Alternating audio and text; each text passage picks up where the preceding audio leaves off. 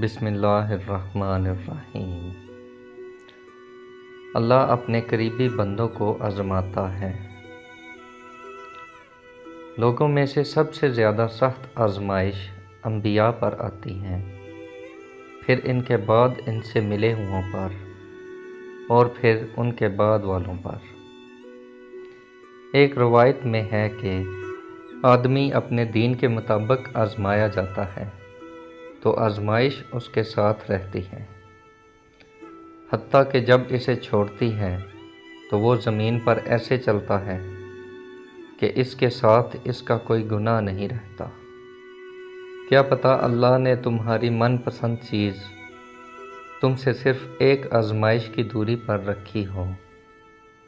اللہ آزمائش میں انہیں ڈالتا ہے جن سے بے پناہ محبت کرتا ہے۔ جو رب تک لے جائے وہ ٹھوکر سزا نہیں ہوتی۔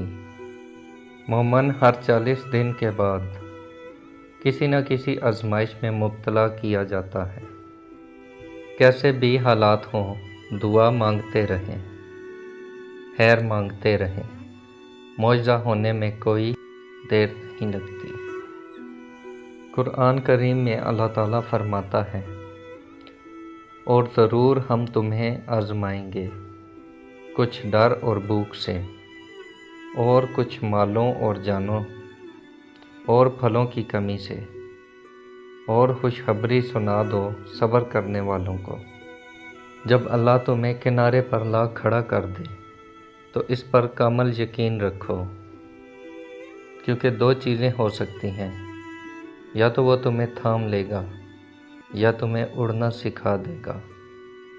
زندگی کے ہر موڑ پر جہاں امتحان ہوتے ہیں وہیں اللہ کی مدد بھی موجود ہوتی ہے۔ انسان تبھی اللہ کی طرف رجوع کرتا ہے جب وہ دنیا میں اپنا ہر ہنر آزما لیتا ہے اور پھر بھی اسے چین اور اطمینان نصیب نہیں ہوتا۔ پھر اس کو یقین ہوتا ہے کہ صرف اللہ کی محبت کے سوا ہر محبت نے فنا ہو جانا ہے، اور اللہ کے یہاں محبت کا اصول یہ ہے کہ جتنا زیادہ اللہ تمہیں پسند کرے گا اتنا ہی زیادہ وہ تمہیں آزمائش میں ڈالے گا۔